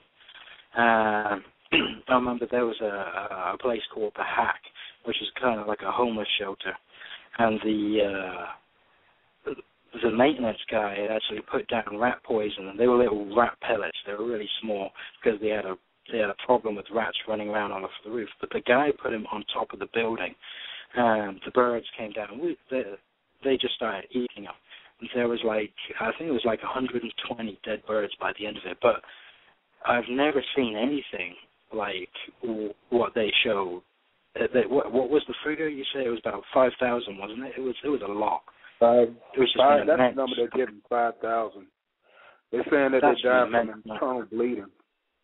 And internal bleeding? They're saying that it came from New Year's Eve fireworks, the concussion from New Year's Eve fireworks, caused internal bleeding in 5,000 birds. 5,000 birds internal bleeding from fireworks. From fireworks. That sounds like bullshit to me. Yeah, I smell that bullshit too there. Yeah. It's kind of stinky. And then 100 miles away, you had 100,000 Well, fish. the thing that comes to my mind straight away for the birds would be HAARP. Even for the fish, an electromagnetic type of thing. The fish is, fish are pretty sensitive as is, but birds, they can fly away. But if it's something electromagnetic in the air, and they can't fly from that. It's the only thing I can think of. Sheet lightning wouldn't even kill birds like that. So, that's a weird one. Internal bleeding. Wow. Yeah. It is something that has to be investigated, I think. Yeah, and the fact. So where did they make the mention of the fireworks being the favored reason right now? I believe it's some veterinarian in Arkansas. I was just looking at the site not too long ago. Let me see. Let's see. So if your dog gets sick in Arkansas, don't take him to the vet. Yeah, some veteran, George Badley, told the Wall Street Journal that the thousands of red-winged blackbirds were frightened by the fireworks.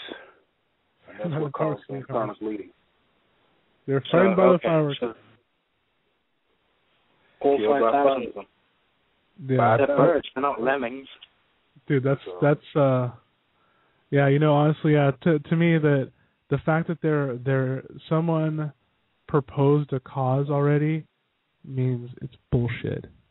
Because that you have to have a true scientific investigation of something that big. Isn't just going to be handed to one fucking vet. Sorry, that's bullshit. And the sky. I don't know about you guys, but the sky outside today was it. Over the past couple of days, it's just been really eerie. I went outside to my car in the first hour, and the sky was lit up. The sky's pretty much lit up red. It's got just before the sun's come up. It's just really eerie outside out there right now. So it's one of those nights where I'm glad to be indoors. Yeah, the weather's actually been very, very cold here in California too, and it's been interesting weather actually going on. So one reason or another, things are changing here, and I think as a lot of us know, beyond HAARP and all that crap, we are in a energetic portion of the galaxy. There's enough empirical evidence even from NASA that shows changes going on other planets to be able to know that there's something funky going on here that goes beyond the control of these people who say they're in control. Because ultimately, it's there's a universal flow that goes above them. So sorry, guys. But yeah, I don't know. So caller, is there anything? Robert's actually went offline already, so we actually lost Robert already. But yeah, that's an interesting story. Actually, I haven't had a chance to look into that myself, but something of that magnitude, like you're saying, Ben, it does reek of something like HAARP. Because what can knock out birds like that? Even like trying to fly a plane over and casting some nasty biological agent on them, there'd be a trace. You know what I mean, or something, and so maybe that could very well be what's trying to be covered up. I don't know. That's the thing, subsurface pressure.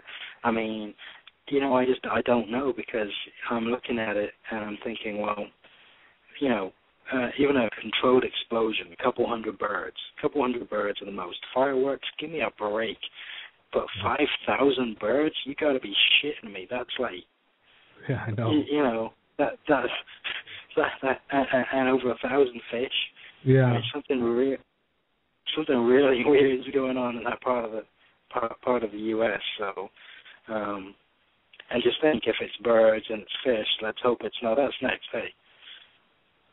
Yeah, it's interesting because to me, then putting in respect in relationship to this interview, they were talking about here when they're talking about this agenda and Bluebeam and stuff like that. See, incidents like this kind of lead me to believe that, yes, it is happening, because I even saw a comment somewhere, I'm sure the comments are all over the boards, all over the fucking place, is, this is just like the Bible. It's the end, people. See, Jesus is fucking real. We got to give people our money now and just kiss our asses goodbye. We're all fucked in the neck. Sorry. No, I don't think so. Don't say it too loud, because we'll have Ashton Kutcher calling in before you know it. Yeah, I know. Seriously, it's like, no, man, no. So that's just part of that thing, because that's part when you have someone, in fear. It's like you have a way to gauge their actions, and what were they talking about? Manipulating people through their actions. So when you elicit fear or fight, you got someone where you want them, because they're either afraid of something or they want to fight it. So Yeah, that's true. That's true. I think they might be underestimating people when they come to the fear side of things, though. In my experience, a frightened person is the most dangerous because, a person that's not frightened will fight you, but a person who's scared will kill you. Mhm. Yeah, and it's interesting. So that's why I think when like I said, we're having these dialogues about this because I think, as our caller said before, that there are some people that said, well, this changed my attitude. I'm kind of like, fuck it all now.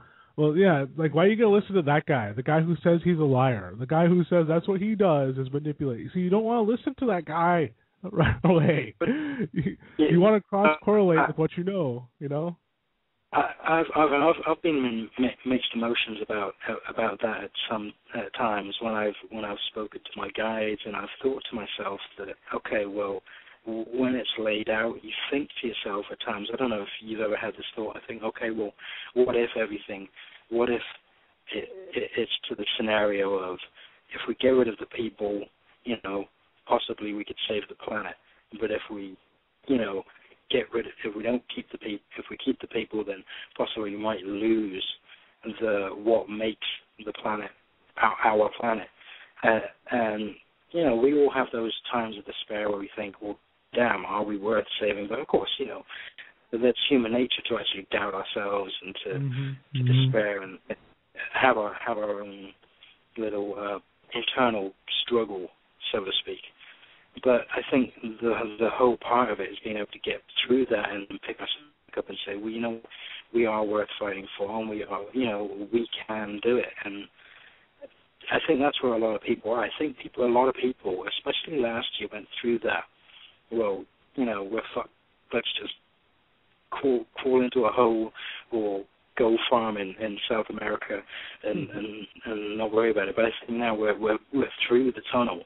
I think we're through the worst of it. No matter what comes our way from this point on, it's just about standing our ground, not looking back, and just embracing whatever comes forward. Yeah, I agree with that completely because I think you even hear these stories that come from the whistleblowers, even like Dan Burrish's story, like I brought that up earlier today too, was like how he saw the that cataclysm that was supposed to happen, and this crazy earth splitting and all this other stuff on that possible timeline, and obviously it didn't happen, and there's like even Charles was saying in 1980 something that we came close to nuclear war, which I hear that that's true as well. Like they say that there was a time where we really did get up to the brink in the 80s, but that's kind of once again where we keep pointing out it's like there's always something about to kill this planet. What's new? That's true. That's one of the points I meant to make about Charles. For a guy who's not very educated, I mean, he didn't seem to quite understand what the Bay of Pigs was. Being in the field that he's in, you'd think that he actually have knowledge of stuff like that. Just about the Georgia Guidestones, I believe he was doing that. I believe he was doing it on the fly. I don't believe he actually had a clue. I think he knew a little bit about it, but it was like, okay, why don't you educate me? Well, you're giving the interview. Why don't you educate us about the Georgia Guidestones? All he could say was, did they find who did it? And they're not going to, but I don't think he really had a clue about I don't think so either. He took delight in how Bill upset, which, come on, Bill said, no, he's not, I'm not interested, but come on, Bill, you've been obsessed with the Georgia Guidestones for forever. You know it, we all know it. You made an entire documentary about it with the Anglo-Saxon mission. So, come on. Yeah, no, it's true, and I think that comes up a lot, whether people say like, oh, we don't really pay much credence. Well, why do you keep bringing up that fucking figure then? Why do you keep bringing it up then? And no, it's true. It's created for a reason. Somebody actually said it was Ted Turner that did that. So that was hilarious. But the other caller was right. There is a lot of drama. There's a lot of in-house fighting. And what we've got to watch out for is the conspiracy within the conspiracy. And that happening, where we false flag ourselves. You know, I believe can happen. You know, so we've really got to pay attention to that because it's something that's possible, and for them to be putting out stuff that is just completely bogus for us to walk into. And it's like you see, this is one of the things that I think could put Bill on his pedestal recently about the BP oil spill, was the fact that he remained calm and he was completely scientific about it, saying, oh no, well they've capped this, and hanging off every word. And he went into a forum with all these architects and drillers and engineers, and he hung out with those guys instead of the alternative media, and they were basically making fun of everybody in the alternative media. And he kind of jumped on that bandwagon for a while and was like, well, yeah, you know, they're laughing at us because we're saying all this crazy stuff when really this is the scientific method. This is how the cap's going to work. And these are genuinely educated, really educated and brilliant people. And it was the fact that it was like nobody else could possibly be right other than the educated drillers and maintenance workers, and there was nothing behind the oil spill other than just, you know, it just leaked. And I just found that really, you know, a bit egotistical. And I noticed this with Bill. I don't care. I don't mind calling Bill out on this, because it's like when he did the David Icke video, and he said, oh, one day those idiots on YouTube will realize that David Icke's not doing a Masonic. Okay, so we get David Icke has arthritis. He's not doing a Masonic handshake. We know he's not a Mason. But you don't have to be so fucking egotistical to call them all the idiots on YouTube, because they're not all idiots on YouTube. And I just, you know, you don't piss off your fan base. Don't put people down, because at the end of the day, he's no better than you or me. We should still put our pants on the same, one leg at a time. Yeah, definitely, and that was one of the points I was kind of, you know, going off on earlier, was about, you know, because Bill does have this little bit of an error to him. I haven't met him, I don't know, but it just seems, but what I'm getting from, you know, the videos and some other things and secondhand, but it's kind of like, especially on the science, you know, end, because I don't know, I guess I honestly don't know his accreditations, and I really don't give a fuck, honestly, but. Because when I look at it, if someone's going to say, like, I'm a scientist, well, what experiments have you done lately, Professor? What's your hypothesis on any given experiment that you're doing? Because if not, you're just a philosophical person, and you know what? I can philosophize with anyone too, and so can you, Ben, and all this other stuff. Because if you're not doing, then you're not really a fucking scientist, you know? So, right. It was my belief that he was a mountain climber, and before that he was a guy that told businessmen what to do, how to give people career choices, and that was his chosen profession.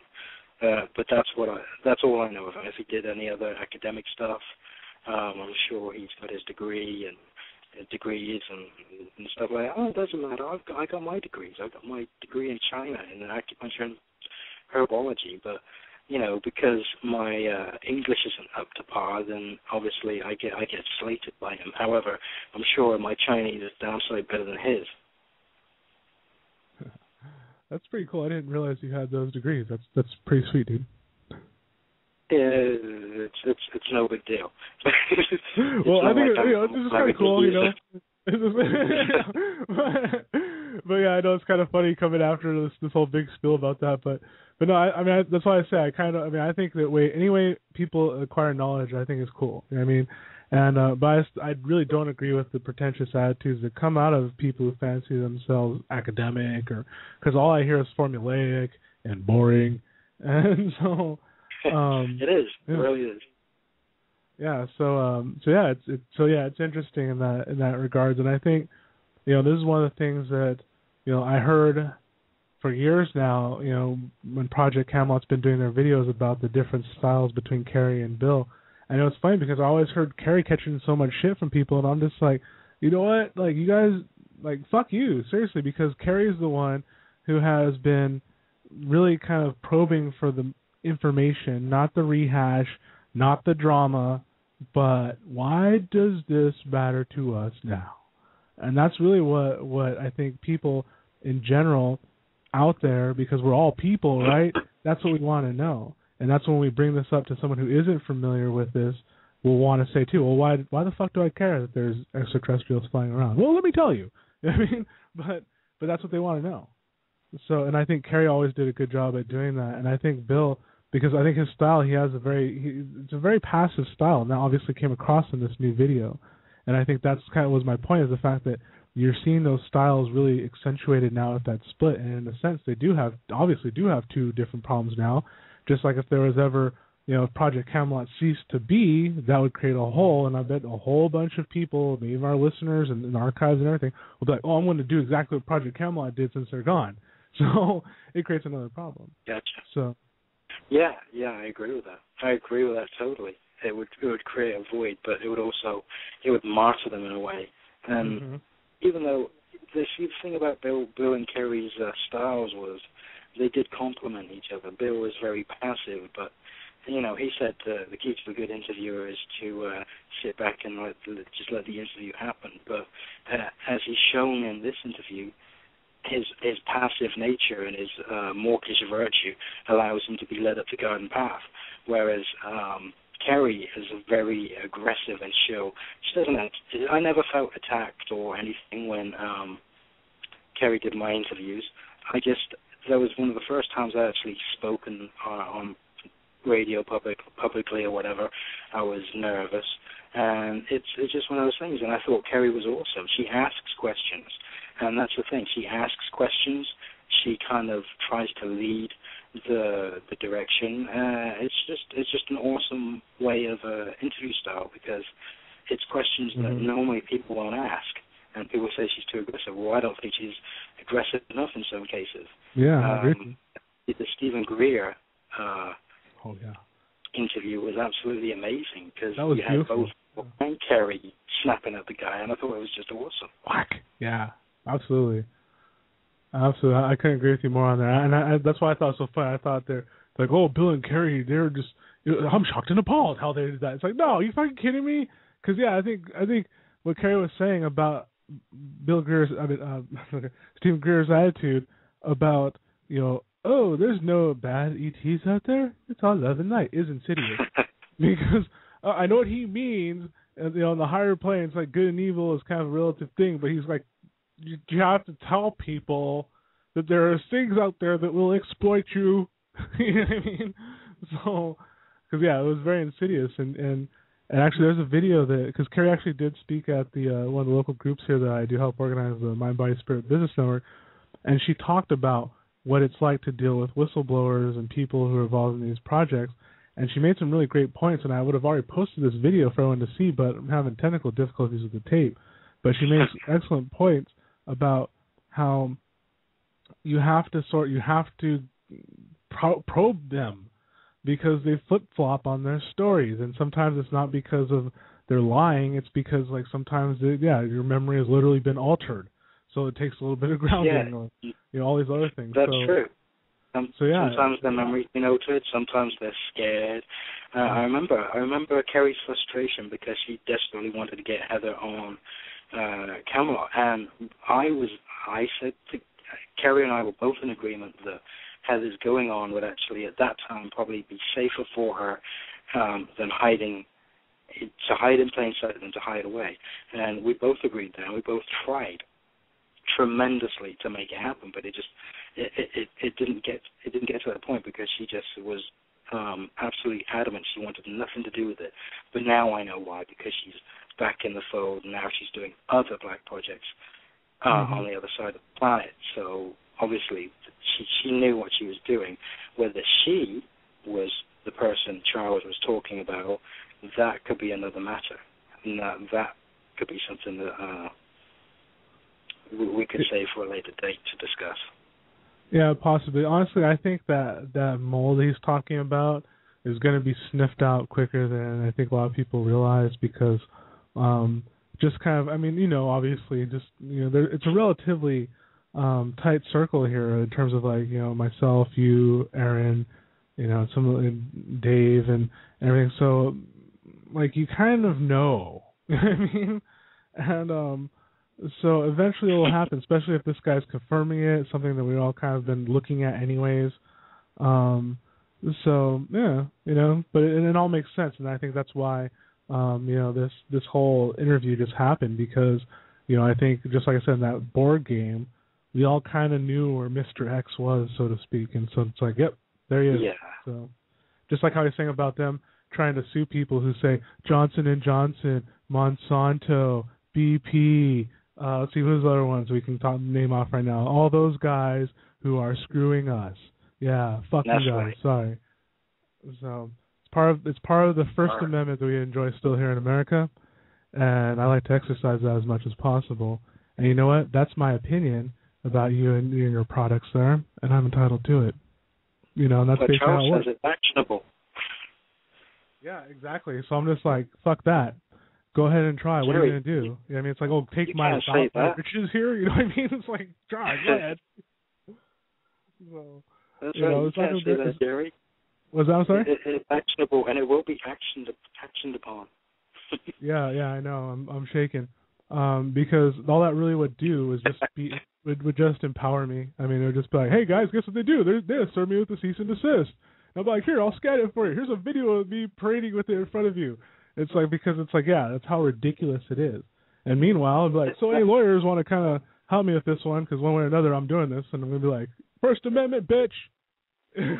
So. That was ridiculous, because it's like, no, wait, don't say Monsanto.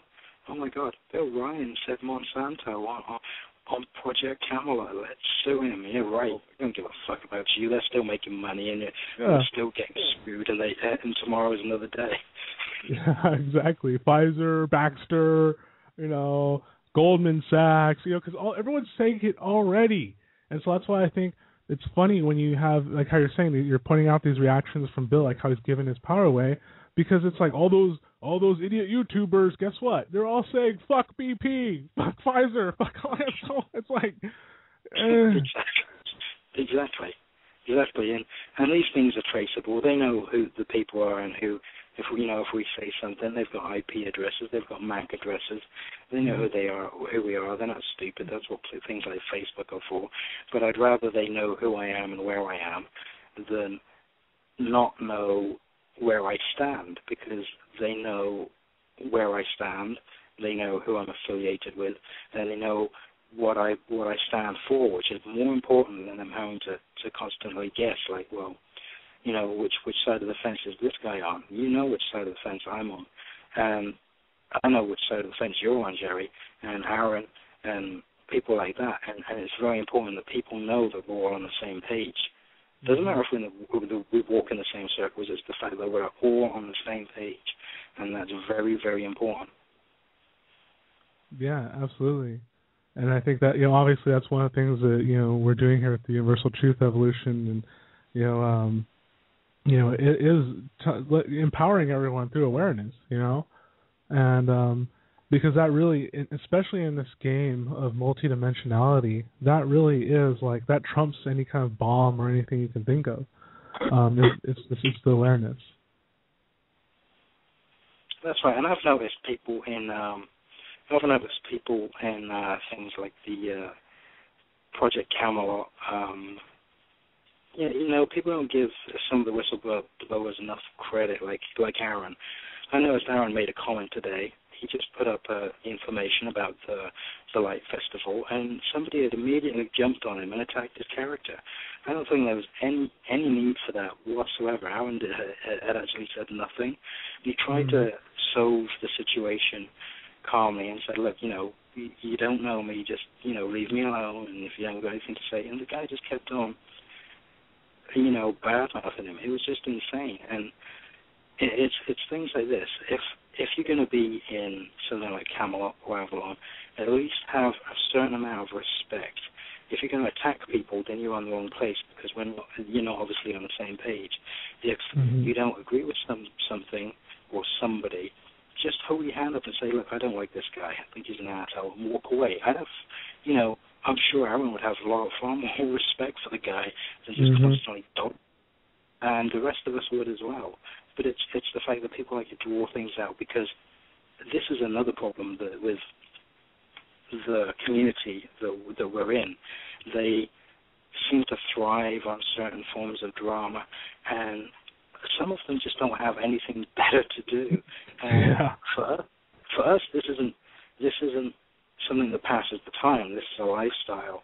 This is what we've chose to do, and we're dedicated to it. So, for all the people out there that are just filling time and hanging out on a forum, that's not what this is about.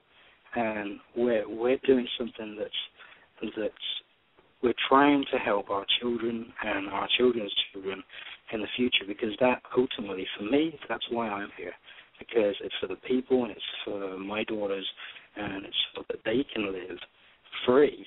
It's as William Wallace said, or Mel Gibson in Braveheart, it's all for nothing if we don't have freedom. And that's what we need. Yeah, and people definitely. have got to stop being petty. They got to stop being petty. They got to stop the drama, cut the crap. If there's a problem with somebody in the community, say, look, this guy's causing a problem.